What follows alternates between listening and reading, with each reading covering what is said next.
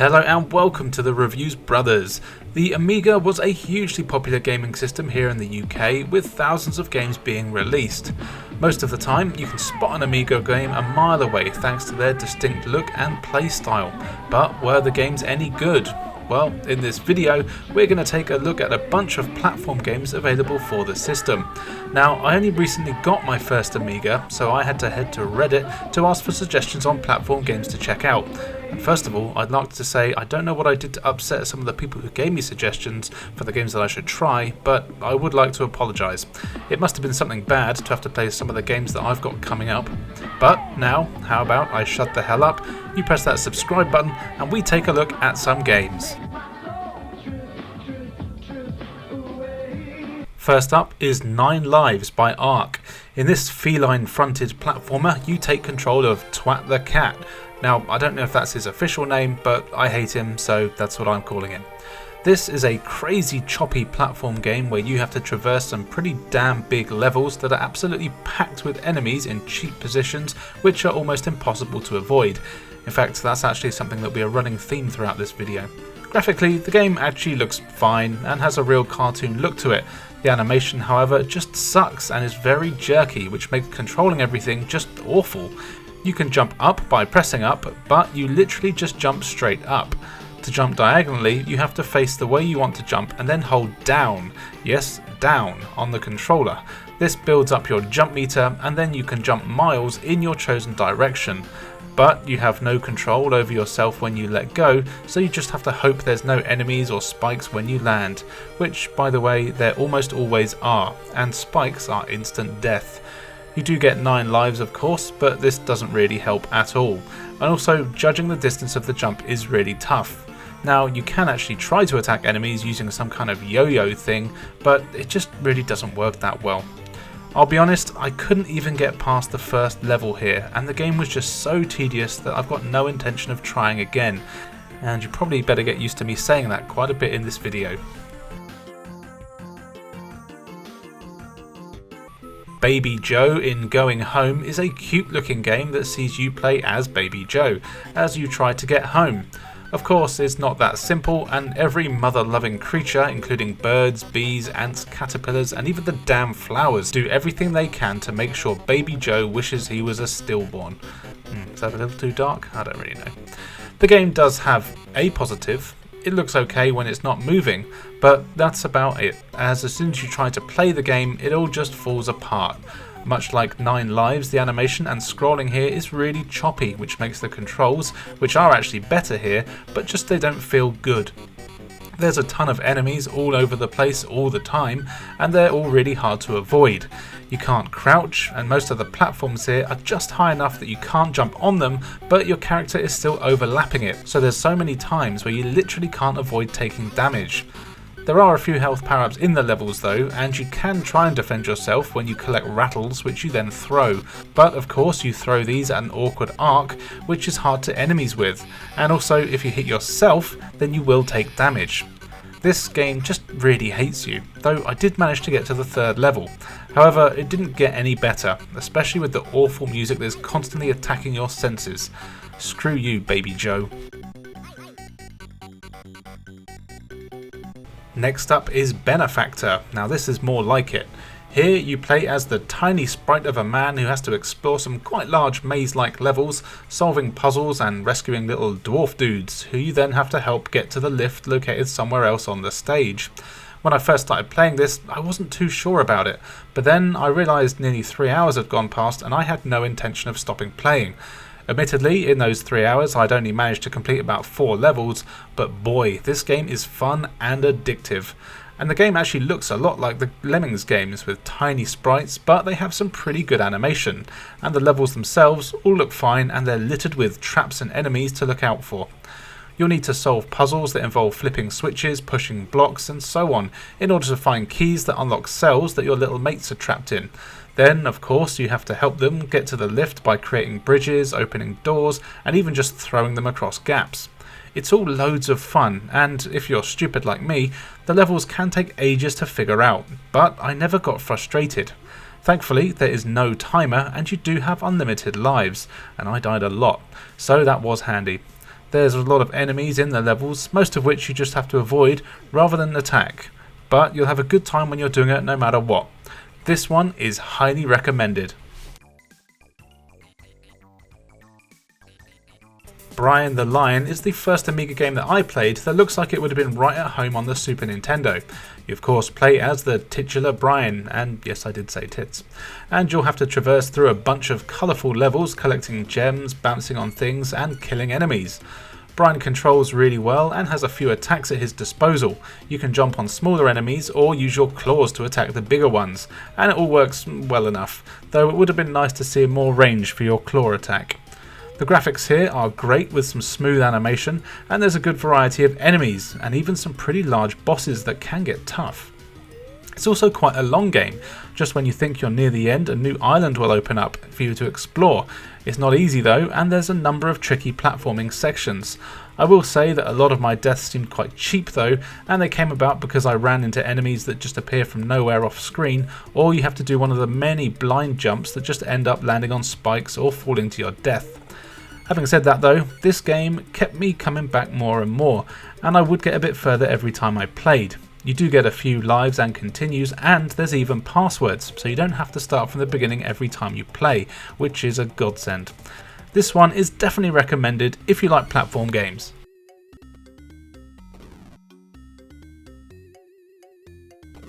Dinosaur Detective Agency from Alternative Software is exactly that, a platform game where you play as a dinosaur detective who has to solve some mysteries. Thankfully, to do this you just have to platform your way around some rather large levels collecting stolen goods. Collect enough and then that's basically how you crack a case. The game looks pretty cool with a very Hanna-Barbera look to it, and there's some really nice animation here too. But as you can probably guess, the actual gameplay just ain't that fun. It starts off alright, you can run and jump and even dig through the ground in order to find the stolen stuff. Sadly, there's no indication of where any of it is though, so you can spend hours scouring levels looking for a hidden area that has a coin in it or something like that. Also, and probably what I'd say is the game's biggest issue, are the enemies. Again, they are all over the place, which would be fine, but you can't really do much to defend yourself. I tried jumping on enemies, which does actually kill most of them, but you also take damage every time you do this, so basically you don't want to.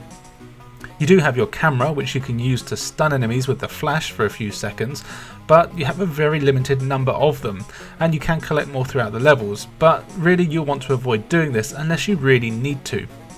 Of course, there is also a timer to make things more annoying, though to be fair, I never had an issue with time running out. I really did want to like this game, and there are moments where I did, but for the most part it was just too frustrating. The poor hit detection and bad level design just make it end up being not particularly fun to play, and it was way too hard for all the wrong reasons. Maybe give it a go if it looks fun to you, but don't say I didn't warn you.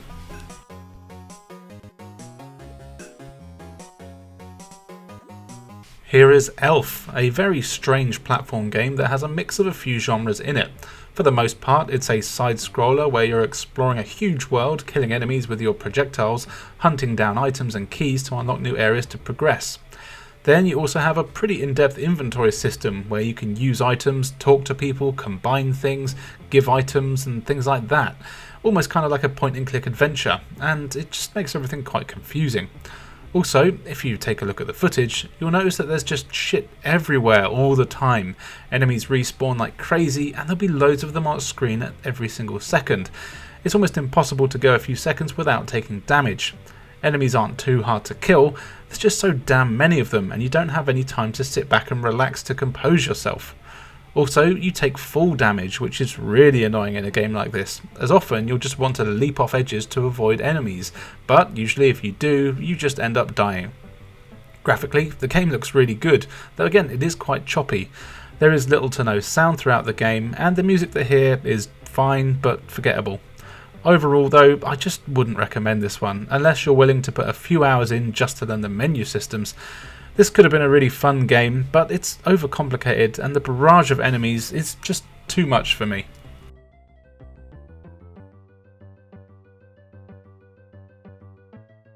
We looked at the C64 version of Elvira a few videos ago, and it was alright, so I thought I'd better check out the Amiga version to see if the extra power made things any better. But it didn't really. The game does run smoother, it controls a bit better, and of course Elvira's wonderful boobs look much better here, but the actual gameplay is just still mediocre at best. You've got a couple of levels to choose from which are quite maze-like, and you'll need to explore them to find spells and keys and other things to open doors to get to the end. Most of the time I just wander around aimlessly, not knowing where I have to go. It is worth mentioning that you do need a combination of joystick and keyboard for this game in order to use the spells and items, but to be fair, that's actually quite common and happens in a few of these Amiga games. This is another game that's almost good, but the annoying level design and enemies that are just hard to hit without taking damage, and the large number of fiery pits to fall into just make it tough to play. The game does have its moments though, if you're willing to stick with it.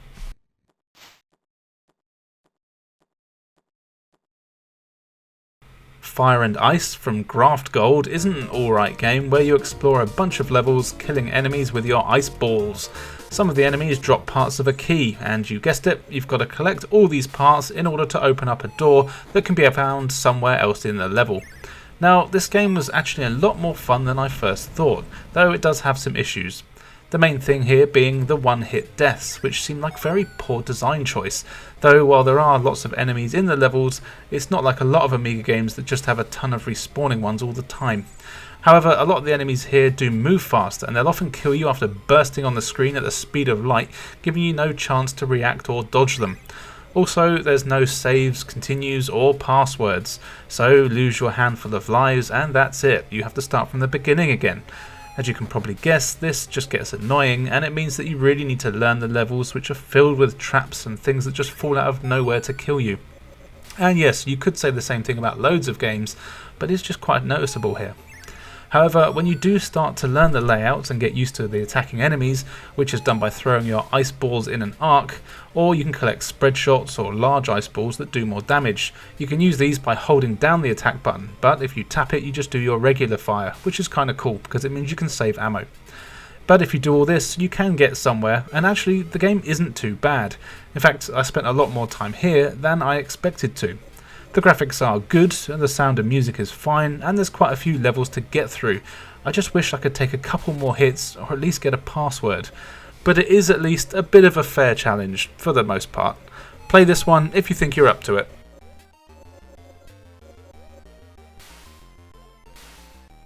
Here is one of the most famous Amiga platform games, the Great Giana Sisters. As I'm sure you all know, this is basically just a Super Mario Bros. Ripoff, and it looks almost like a palette swap of the game, as almost everything here is the same, including most of the level designs.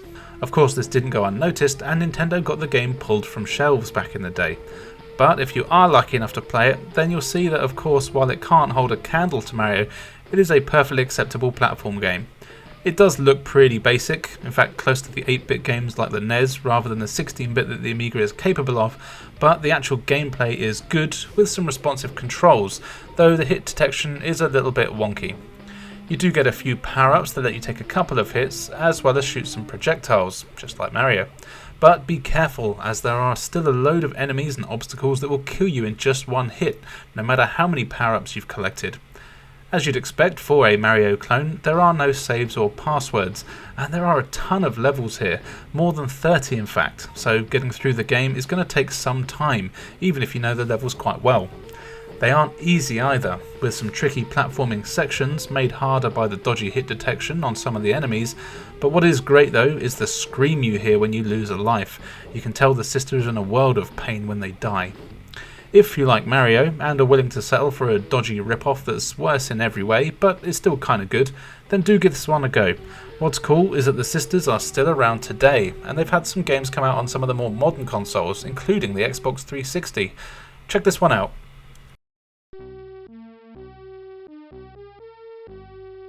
Here is Harlequin, a strange platform game that I played for over an hour and couldn't figure out how to get past the first level. Yeah, I know I could have looked it up, but I didn't.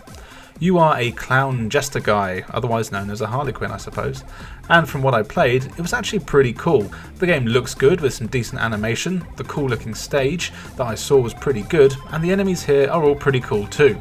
You can run and jump pretty fast, and I spent my time throwing hearts at enemies trying to kill them, flipping switches to activate platforms, and then wondering what the hell I had to do to get to the end of the level.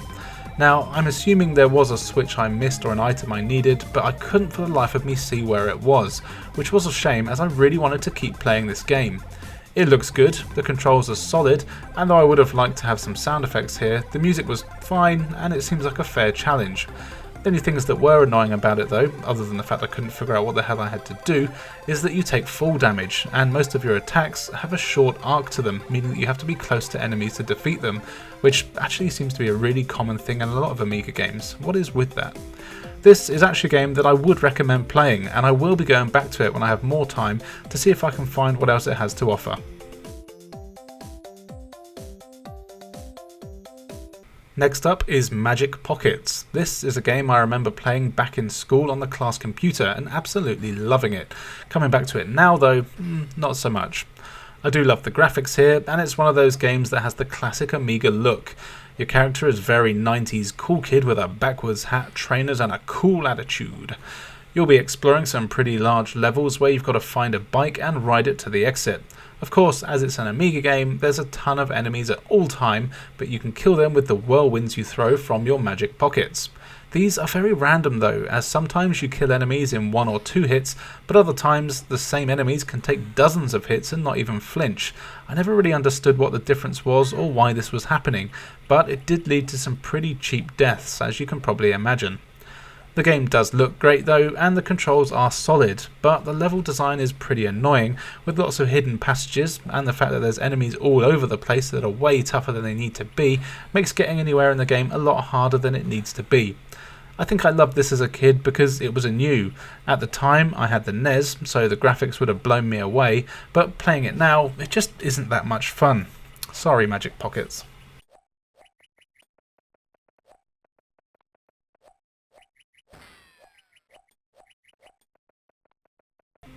Lollipop is a fun little game where you play as a possessed doll who sets out on a murderous rampage, killing anything she fancies, usually other toys and mechanical monstrosities, with lollipops.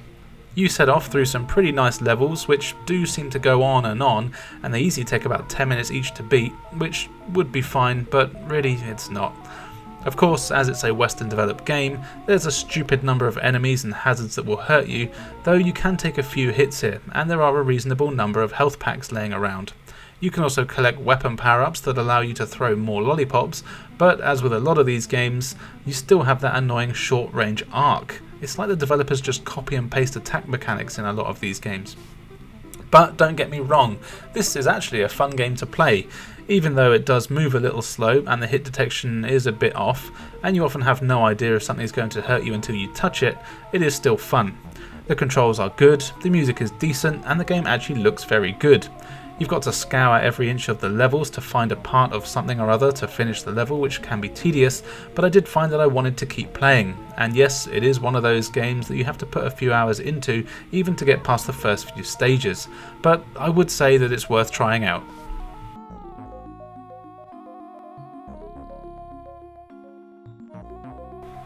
Naughty Ones by Melon Design sounds like it's going to be a lot more exciting and sexy than it is, so imagine my disappointment when I saw that there was no women with giant racks anywhere to be found.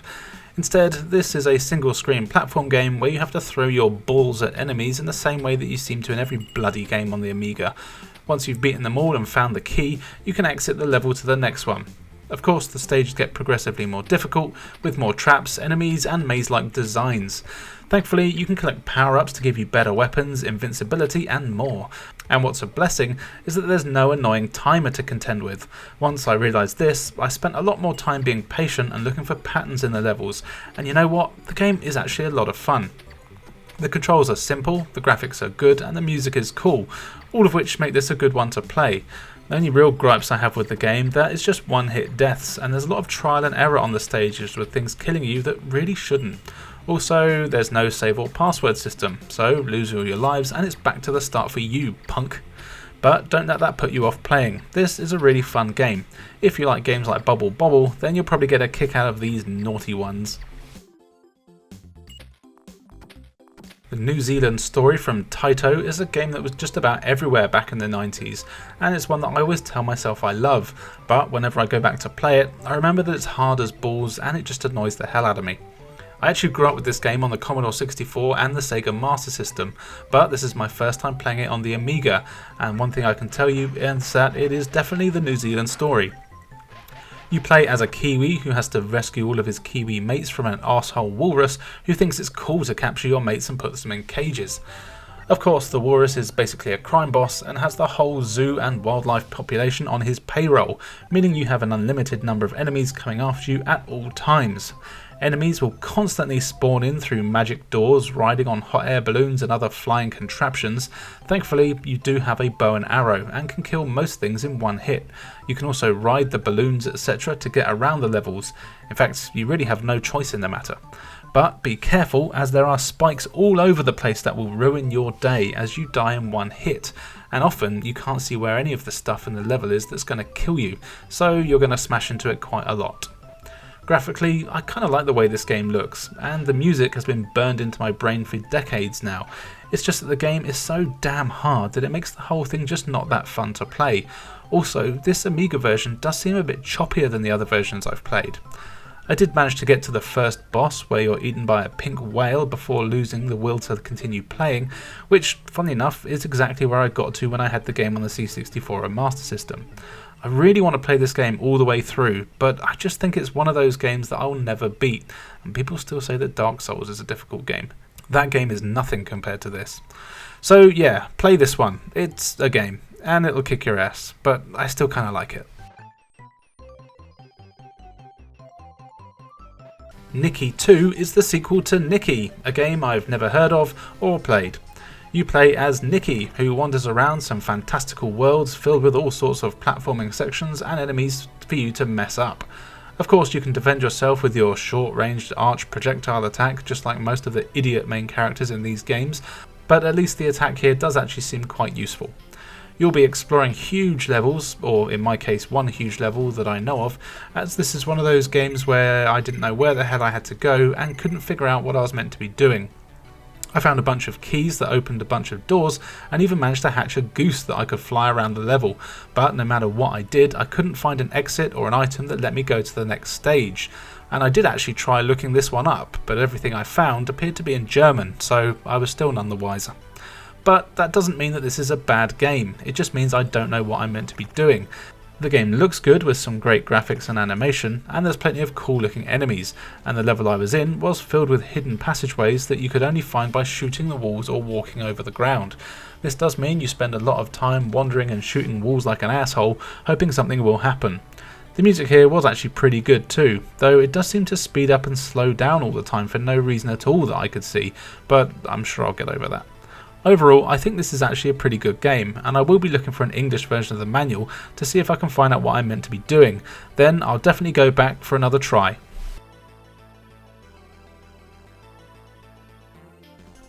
Super Cauldron is from Titus, which should immediately ring alarm bells really. Now, I don't know for sure, but there are Cauldron games on the C64 that I used to play for ages. I'm assuming this is a follow-up to those, as I think Titus bought the game company that made those. Anyway, it's a great looking game where you play as a witch on her quest to do whatever witches do.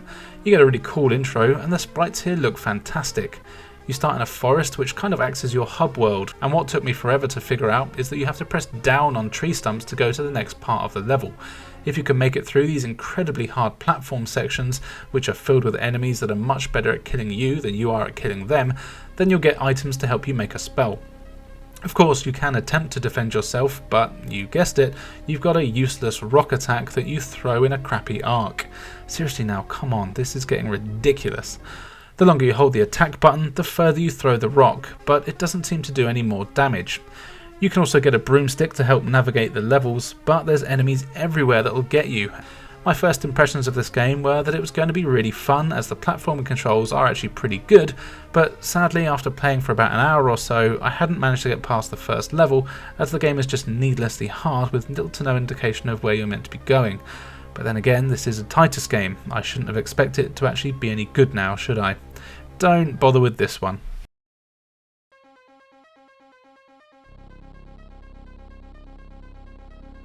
Vixen starts off very promising with the same hot model on the cover and title screen that can be found on the Barbarian 2 game, and then you play this game and yeah. Now I will say that it's actually not too bad, but it's definitely not that great either. You play as the titular Vixen, and yeah, I definitely did say tits that time, and you travel through various jungles and other such prehistoric looking levels, fighting off a number of what I'm assuming are meant to be deadly sentient plants, insects and lizard dinosaur hybrid things, but I'll be honest, the graphics here kinda suck. And somehow, even though the graphics aren't very good, it also manages to be really choppy to play, almost like it's tile-based movement. Here, thank God, you have a whip and not a crappy throw attack. The whip is actually kinda good, but it's still hard to hit enemies thanks to the dodgy animation and many of the enemies being too small to actually hit. And of course, you can only take one hit before you die. You do get a load of lives though, but there's no save or password, so don't use them lightly. As you progress, you do get more powers, like being able to turn into a fox, which is cool I guess, but getting here can be tough, mainly thanks to the dodgy controls and terrible platforming. You'll find that most of the time you're lucky enough to make any of the jumps in the game. You've got to be pixel perfect, which is much easier said than done. I've been told that this game is also available on the C64, and it's actually better to play on that system, which is just bizarre. But then again, when you look at the below average graphics, poor control and boring level design, it's really not that hard to believe. Get this one for the box art, but not the game itself.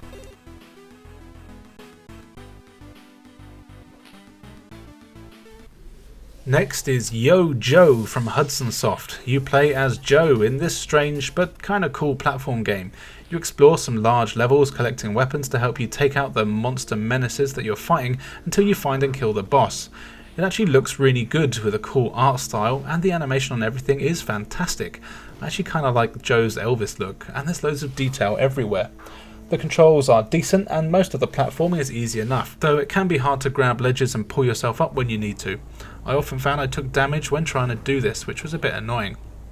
As mentioned, the levels have a ton of enemies in them, but thankfully you get some pretty good weapons here too. You can punch enemies, but the range is a bit crap and it's not too powerful. But not long into the game you'll find nunchucks, pipes, ninja stars and even molotovs to use against enemies. What's great is that you keep all of these and can switch between them on the fly by pressing down and attack. Each weapon has a different range and attack power, and you'll need to swap quite regularly, as not all of the weapons can be used in the air, and also some have an arc so they can hit enemies above you. And also, if you need to climb ledges, you'll have to make sure you haven't got any weapons equipped. The combat here actually works quite well and makes fighting enemies quite fair, unlike a lot of the games in today's video. It's still not an easy game though, and even getting through the first level is a hell of a task. This is because the levels are huge and you'll need to do lots of exploring.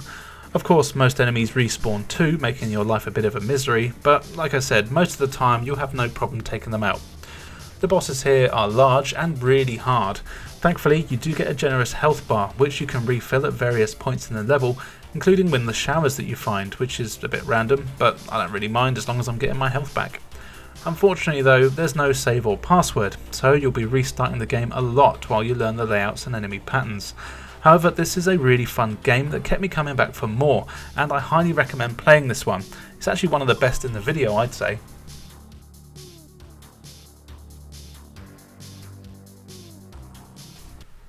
And finally for today, let's take a brief look at the Addams Family by Ocean. This is a pretty well-known game based on the awesome movie, though other than the name, it really has nothing to do with the film. Annoyingly, most of the Addamses have been kidnapped, so it's up to Gomez to explore the large house and rescue them. It all looks great with a cool cartoony style that still somehow manages to capture the feel of the movie. Now, as it's an Amiga game and it's made by Ocean, absolute double whammy there, it's really tough with loads of enemies all over the place wanting to keep Morticia for themselves, but can you really blame them? But Gomez is a decent character to control and he can defeat enemies by jumping on their heads. Well, most of the time anyway. He can even take a couple of hits before dying, which is nice. The hit detection here though isn't perfect, so you'll want to take your time with this one, as you'll definitely take hits that you really shouldn't have, especially from flying enemies and projectiles. But the game is a solid platform game, and it has more positives than negatives. I feel at this point everyone knows about this game, as it was released on just about everything out there at the time, including the SNES and Mega Drive, which I would actually say are a better way to play it. But you still can't go wrong with this version. It ain't easy, but it's good fun.